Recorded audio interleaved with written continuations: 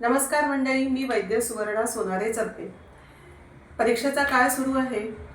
मुलांनी भरपूर अभ्यास केलेला आहे, पण तरी सुद्धा ऐन वेळेवर पेपर थोड्या मार्कांनी बिघडत आहे। असं का होतंय? परीक्षा म्हणजे आपण वर्षभर केलेला अभ्यास पेपरमध्ये उतरवणं तर आहेच, परंतु त्याहीपेक्षा महत्त्वाचं दिलेल्या वेळेच्या बंधनाच्या ताणतणावामध्ये ज्ञान ॲक्युरेटली पेपरमध्ये उतरवणे याचं नाव परीक्षा आहे। जेव्हा ताणतणाव वाढतो त्यावेळी शरीरामध्ये कॉर्टिसॉल नावाचं हार्मोन हे अतिरिक्त प्रमाणामध्ये स्त्रवत असतं। शरीर अलर्ट मोडमध्ये जातं आणि झोप येत नाही।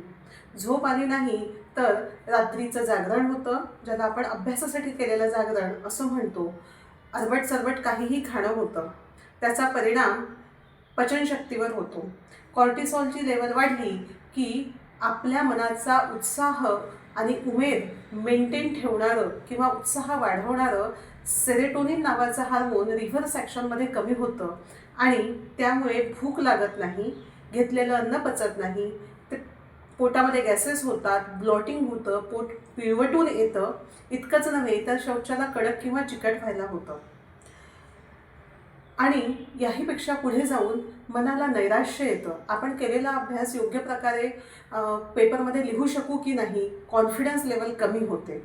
प्रेरणा, उत्तेजना, उत्साह या सर्व गोष्टी मनाच्या पातळीवर कुठेतरी हॅम्पर होतात।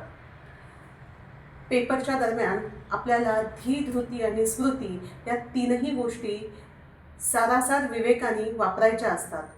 धी म्हणजे घेतलेलं ज्ञान जे विवेक पातळीवर करेक्ट असेल। धृती म्हणजे घेतलेलं ज्ञान अगदी संयमाने आपल्याला पेपरमध्ये उतरवायचे आणि स्मृती म्हणजे कन्फ्युजन टाळून त्या उत्तरावर शिक्कामोर्तब करणे। ज्यावेळी मन निराश असतं, झोप झालेली नसते, या सर्व गोष्टींचा परिणाम म्हणून कन्फ्युजन लेवल ही वाढत असते।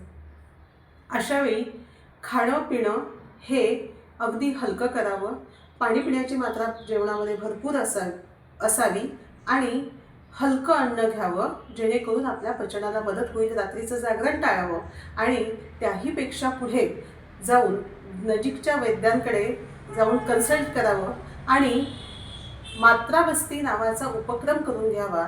यामध्ये तैलयुक्त द्रव्यांचा बस्ती हा दिला जातो, त्यामुळे आतड्यांचा कोरडेपणा कमी होतो, शरीरात वाढलेला वातदोष कमी होतो आणि पुढे पेपरमध्ये कन्फ्युजन कमी होतं।